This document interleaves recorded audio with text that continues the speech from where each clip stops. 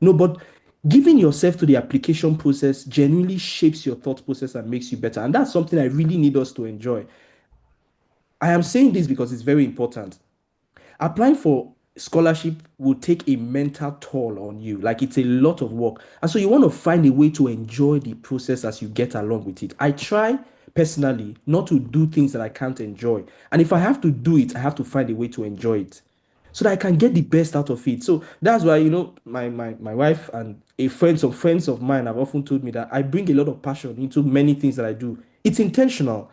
Because if I cannot get myself to be excited about what I'm doing, I cannot communicate it, and it will reflect in your essay. Sometimes when you read people's essay, again, this might be subtle, you might not really know, but when you read people's essay, you can tell that they are sad, they are moody. I can't feel the energy from their writing. I can't see that they really want this. That is just me introducing myself.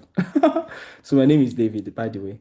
I'm currently doing my a PhD program in clinical medicine with a specific focus on cancer research at the University of Oxford with the Ludwig Cancer Research Institute.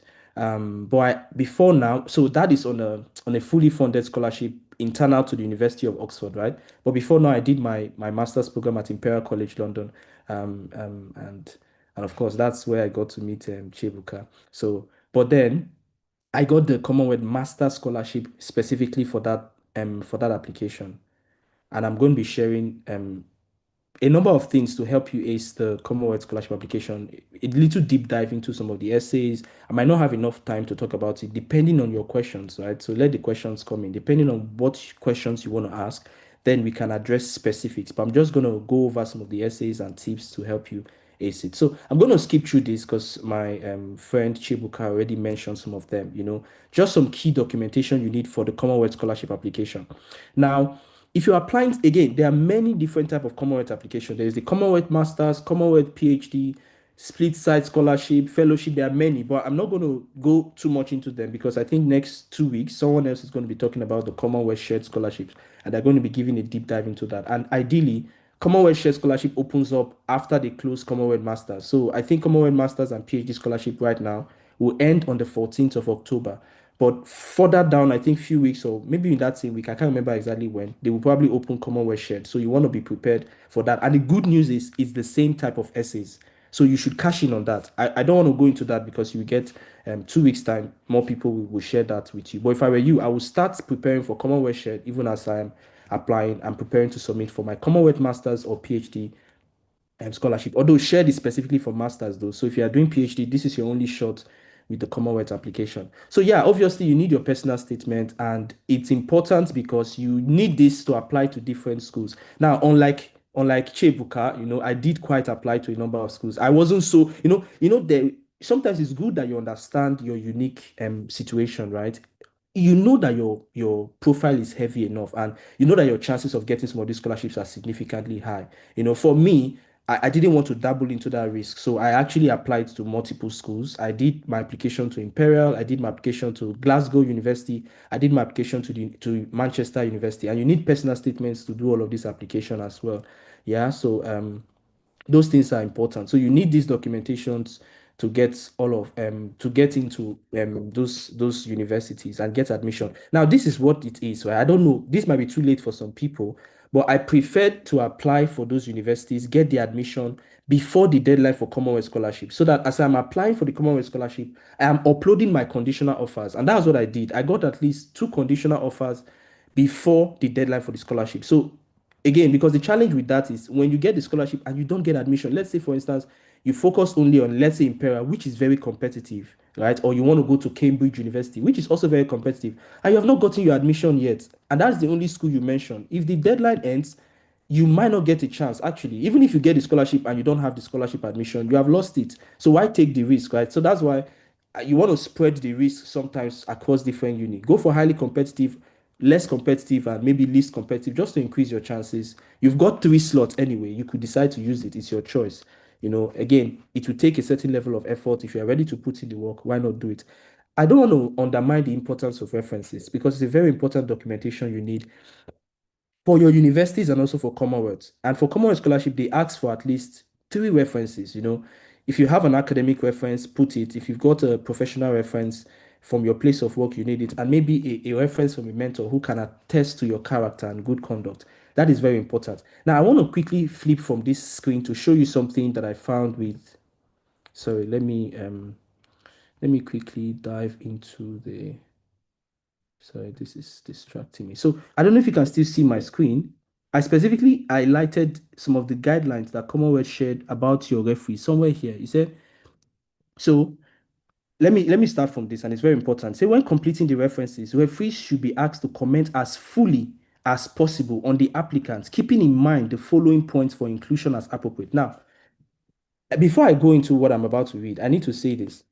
How much or whether or not you're going to get a scholarship depend on how much effort and details you have given into the application process. And Chebuka mentioned it very excellently. It was like you have to read the eligibility criteria. You have to know every scholarship has got a theme. There is a focus to every scholarship that you apply for. For example, when we talked about, I think you guys were here, maybe some of you attended the last 2 weeks when the people that spoke about Chevening Scholarship spoke. You know that Chevening has a specific focus towards people that have got leadership potential. And the fact, the more work experience you have, the better your chances of getting Chevening Scholarship. Because somewhere in the application process, they make you state your 2 years long experience. But Commonwealth, for example, they might not be so focused on people that have got lots of professional experience and all of that. But it's more about the development impact of your program. How much of what you are going to be studying can help you develop your home country? So stop telling me if first you have failed or you have missed out completely on Commonwealth scholarship. If you are telling me how the course you are going to apply for is going to shape the world and help UK become better, probably because you think UK is funding it, and you're like, oh, I need to restructure the UK educational institution. By applying for this course, I would be able to come in, if I compete and become the next prime minister of UK. Sorry to say that is not the focus. Okay, the whole idea is get to study something that is relevant to helping you build your home country, and that's what they encourage you to go back home. So those things are very, very key. So you want to find a unique program and get your referees to comment about this. Sorry, you're already missing the point if you just use a generic. And again, Chebuka mentioned it excellently.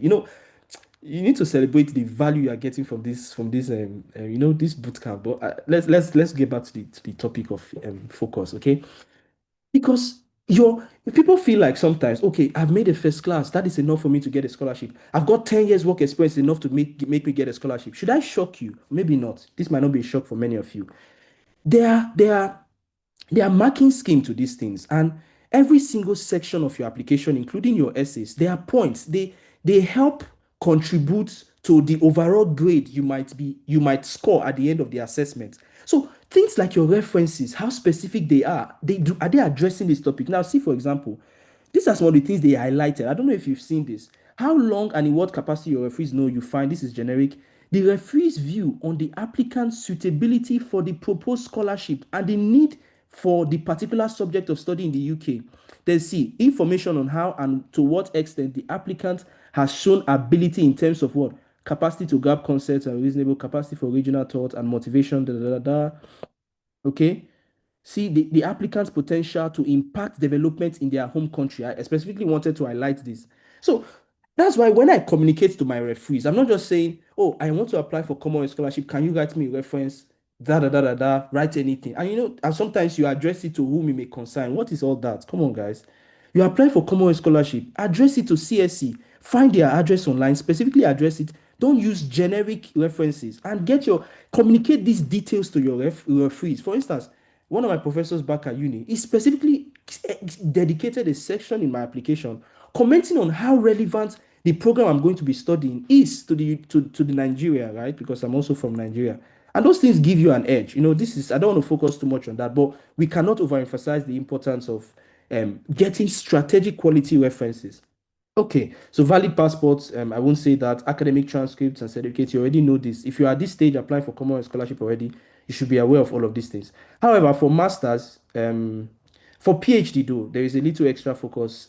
Again, most of the essays are the same. It's just full research proposal, abstract methods, and supervisor engagement slash evidence. That is an extra thing you have to do for the PhD. But generally, most of the essays are the same. Okay, so a general overview really. So what are the eligibility criteria? Yeah. So you have to be a citizen from a Commonwealth country, And you do know the funny thing? I realized that not all the people that can apply for Commonwealth Masters can apply for Commonwealth PhD because I think for Commonwealth PhD, the number of eligible countries reduced to specifically countries that are least developed slash vulnerable. Okay, so Nigeria is still a part of it for those of you that are also from Nigeria, but you want to double check this just in case maybe somewhere in the future, or if you are currently applying for PhD. Commonwealth does not fund MBA, okay? The Commonwealth Masters does not fund MBA. It has to be taught masters for like 1 year. So bear that in mind. If you have a first degree, a first class, minimum 2-1, that is a very good result. And even if you have a 2-2, you can apply. It's there on CSE's website. But you must have at least significant, you know that feeling. So this is how I need to ask you this, right? Maybe think about it. Tell me who you are going to give this scholarship. Someone that has got a first class, got all A's, but then no significant work experience. The references are poor. Maybe the essays are a bit okay. And then someone with 2-2, but he's got like significant work experience. Let's say like 5 years significant work experience in that field he wants to study. He's got quality references from people who can attest, and probably he has evidence with publications or materials to show his groundedness in that field. Now, at the end of the essay, you think these people are not wise? At the end of this process, who do you think will get the scholarship? I would obviously prefer the person with a 2-2 because he's got more evidence. Other components of his essays or his application process complement the fact that probably he doesn't have sufficient, maybe strong academic background. So don't be too reliant on the fact that you've got a first class. It is good, it gives you an edge, but you have to make sure that you highlight and you pay attention to these other extra details. They bring the icing to the cake. And CSC has got 6 development teams. I know you must be aware of this. You want to make sure your program aligns with one or two of these particular teams. I don't want to go into it because it's pretty obvious. Now, what are the selection process? It's also important that you keep this in mind even as you're applying. They are looking for candidates with merit, including academic experience. And this is very important. The second one is very important. What is the potential impact on the development of the candidate's home country? This thing you want to study, this program you want to study, is it a significant need in your home country? And can you demonstrate it? Do you have evidence to show? And do you have maybe experiences? It could be voluntary experiences to show that you are already committed to making impact in that field. It could be that maybe, for example, maybe you want to study a program that pertains to maybe climate change or as it were, right? And maybe you are concerned because maybe in your particular area there's no clean water or something like that, and you have been volunteering in NGOs that facilitate the development of water for rural areas, and now you want to study a program like maybe health and climate impact in something something something sustainability. I'm just saying, you want to be able to show that both your experiences and everything make you a strong candidate for that program, right? That's why those all of those things really matter.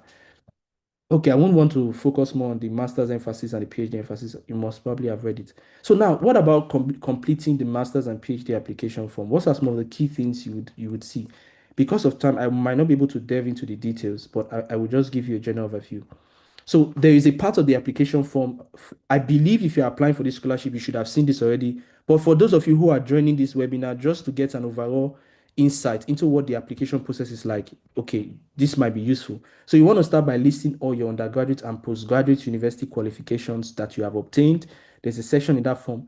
Commonwealth has a section for up to 10 publications and prizes. If you have won an academic award, do this. Now, these things matter. And I'm just going to say this, right? So in Commonwealth Masters or PhD application, one of the essential criteria to getting the scholarship, outside getting admission, applying for the scholarship itself, is you need to select a nomination agency. Okay, nomination agency. What is this? Some of you already know it, and you're like, should I go with the Federal Scholarship Board in my country, or should I go with an NGO? It's all about how you can meet the eligibility criteria of those nomination agencies, right? So, for instance, my nomination agency, the one I chose was Federal Scholarship Board because I wasn't sure how to meet the eligibility criteria of other ones. So I decided to take the risk with Federal Scholarship Board. There are extra things that they require, including, for example, in my home country, there's something called National Youth Service Corps. It's a program we do compulsorily after graduation. They require that certificate. So you needed to have finished your program, compulsorily done your service for that process, or at least be in the process of completing your NYC so that you can come for this with the certificate during the interview. So I went for the interview, and guess what? Luckily for me, I was in a specific room with medical doctors because the program I wanted to study then, for some reason, I chose Manchester University, and the title of that program was genomic medicine. So I was sent to the to the room with medical doctors. And the truth is, they were asking for two specific things outside. Again, I don't know what it's going to be like for you, but this is my own experience, right? They were asking for two specific things. Outside the fact that you made a first class, a distinction, they asked for two things. One, do you have an academic award? Luckily for me, during my undergraduate program, I got the MTN scholarship. Okay, I ticked that box. The next thing was, do you have a publication? Guess what? Before I came for that interview, I was working at the university, Enugu State University, not an official lecturer. I was volunteering for free, but I was doing everything the lecturer was doing. And of course, that was a significant work experience. By the way, who even cares whether what you are doing is voluntary or paid? It's an experience, an experience. And you know the funny thing? A bulk of my essay, everything I was communicating was from that place. Oh, when I come back home, I'm going to help set up a better system in Enugu State University to help facilitate exchange of knowledge, collaborate with the vice chancellor, do a number of things. I genuinely meant it, of course. Those things can still be done now. It's just that I'm still in the process of studying, anyways. But the point I'm trying to make was I gave myself to those experiences because I needed to key into the need for the to meet all of these criteria, right? But while I was there, I met someone who told me about, who emphasized the importance of publication, and I got to publish my undergraduate project. I didn't even know this was going to come up during the application, but of course, I realized how important publication was. He gave me insight. I decided to publish my undergraduate project. I had only barely published this thing, and it was accepted like a month before the interview. And guess what? When I came there, the other thing they were asking for was, do you have an academic publication? I showed it as proof. I showed the hardcover, and guess I didn't even publish it as a journal. I published it as a book, but it was a scientific publication. It was about type 2 diabetes. That's it. I ticked their box. I had an academic award. I had a publication. I don't know if it's going to be the same for everyone. Everyone has got their unique experience, but I'm saying that these are extra things you want to do. Maybe you are still in school. You are looking to apply for this scholarship next year. Find a way to get a publication. Find a way to maybe academic award can be complicated right now, right? Depending on the stage. That, like for instance, as an undergraduate, there's some undergraduate scholarships you might no longer be able to apply for once you're above your year two, right? Or you're now in your year three. Yeah, that can be waived. But anything you can do to boost your chances, you want to do that. There's a session to list that, and you have to make it count. Then your employment history and its relevance to your prospective program. Don't go and tell me all the experience you've had while you were doing it. Those experience, are they significant to the program you are intending to study? If they are not significant, you don't have to share them. You know, be strategic about what you share in your employment history, whether they are paid or voluntary. Nobody cares whether it's voluntary, although there's a section in your application where you have to communicate your voluntary and leadership experience. That's very important. But if you've got your employment history, especially if they are relevant to the course you want to study, that's fine. I've had situations where people are asking, like, oh, what if I study biochemistry and I want to go for a master's in cybersecurity, for example? How do I switch? I think Chibuka also hinted that if you can justify in your personal statement why that is important, that makes sense. And God bless you if you already have work experience in that field, or at least you are volunteering or doing something to show your interest in cybersecurity. You make the transition way easy for yourself. Okay, so yeah, all of those things matters. I don't want to go into references again because I've mentioned that and how strategic you should make your references be. Okay. Then the development impact essays, which is a central theme to what Commonwealth is all about, right? One of the first questions they ask in that session is how your study relates to a development issue at a global, national, and local level, and its connection to the CSC team. Okay. This is something you have to take your time. I don't know how people sit down in 1 day, 2 days, they just write up their essays. When a scholarship starts, in fact, even before Commonwealth Scholarship started, I had a list, I had the application form with me, and I read through all the essays. Sometimes before I sat down to write, I spent months, weeks, thinking about the best story to show, to demonstrate my eligibility for that specific criteria. It's important because you have to show by storytelling, not just write that I can do this, I can do all things through Christ that strengthens me. Not just say things like that. You have to show by storytelling. And so sometimes it's important that you think. You'll be shocked as to the depth of experience you've got that you can put on this paper. Okay, I'm mindful of time. I realize it's 9, but okay, of course, I started like 5 minutes or 7 minutes past the normal time. So I guess I can take back that 5 to 7 Yes, minutes. please. Thank you very much. Okay, so you want to show by storytelling. How does what you want to study relate to a development need or a global need or a national need in your home country? Those things matter. How would you apply your learned skills after the award? again, I gave you an example, like because as at the time I was applying for the scholarship, I was affiliated with Enugu State University back in Nigeria, and most of what I was writing, the plans that I had for the future was when I come back, I will be able to contribute to this, to sharing knowledge in this specific field, in the field of molecular biology, which Nigeria at the moment we don't thrive so much in terms of like CRISPR editing, gene editing, and all of those stuff. That's my specialty in cancer research, right? We don't do so much of that, right? So it was going to be a significant contribution to knowledge sharing as it were. And those are some of the things that I communicated in my essays. So you want to find your unique selling point and stay on that.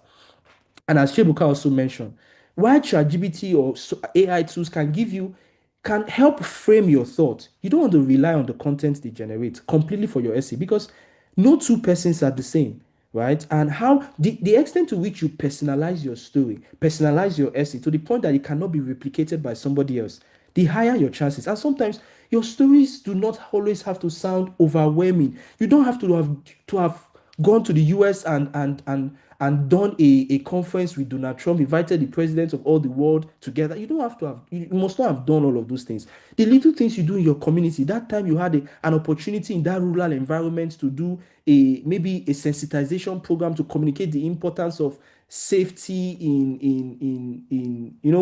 I don't know. I'm just trying to give you an example off my head. The importance of eating healthy, taking good food.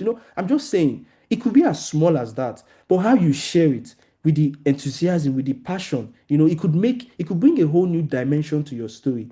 And by so doing, you are occupying a unique spot for the scholarship. And that's how you get it. Other notable questions include awards, objective questions around the award objectives, career plans over 5 years, long-term career plans, detailed plan of study, voluntary and leadership experience. These are other things they ask you. Personal statement, something a bit more personal about your background and all of that. Okay, so having said this, really, the whole purpose and one of the things you should never forget is this. Sometimes I take weeks. I've read the scholarship. I see if I'm applying for a scholarship, I don't miss any detail on the website, including eligibility criteria, selection process. I make my notes to strategically position myself in line with the scholarship's vision. And so this is why I say here, for application to scholarship, anyone, including Commonwealth Masters, be intentionally visionary and know the scholarship's mission and merge your vision with the mission together. That's how you become a strong candidate. I gave you an example earlier. I cannot be telling the scholarship committee, the CSC, the Commonwealth Scholarship Commission committee in my application that I want to study a program that will help me become the next prime minister in the UK when the scholarship's focus and mission is on how you study a program that can impact your home country. So you see that there's a strong disconnect because you have not read the details of the process you want to apply for, the scholarship details of the scholarship application details you are applying, you are making applications for. You miss out on some of these opportunities. So you have to take time to do this. Sometimes I go back weeks, days, just reading over it to make sure that I familiarize myself with the details of the program. And back when I was applying for 1986 scholarship program in Stanford, I so wanted this program for like 4 years straight. I was applying for it, and I'm glad I didn't eventually get it, but I'm happy with where I am now. You know, these are some of the things they were looking for people with civic mindsets that have got independence of thought. I synthesized those processes, and they were like, I can literally regurgitate them to you off my head because I was in and out of videos with previous scholars just so that I was saying something. I've said this several times, and if you have listened to me in any webinar before, I've said this, and I've not said it in this webinar. I say it in all my scholarship webinars. It takes a scholar to get a scholarship. The whole process of applying for scholarships is to shape your thoughts to first becoming a scholar that can get a scholarship. The scholarship does not make you a scholar. You first become a scholar by how you have. I can't explain it. I can't find the words to explain it. But you first have to, in the process of applying, that's why I said, I made a statement earlier when I started that even if I had not gotten the scholarship, the process of applying has made me a better person. It has refined my thought processes. It has refined my vision and approach for life. That is what we are talking about. You have to first be a scholar up here to be a scholar with most of these scholarships, right? And this is why I want to end really by saying that getting a scholarship is a significant result, and it don't just happen to us. They happen with us. It is about giving the world an opportunity to hear your story in a unique way. It's about rediscovering and reinventing yourself. So guys, it might be demanding, but if you really want this, find a way to enjoy the process. I applied for several scholarships, even though Commonwealth Scholarship and Chevening were like my top scholarships, right? This is like the end. I applied for a lot of scholarship, including very unpopular scholarships, as Chebuka was mentioning, because sometimes your chances with those scholarships could be high. But you don't have to wait for Clazenix to share it on the WhatsApp platform. That's for those of us that are really engaging with the platform, really. I was going on media. Sometimes I like this school in Canada.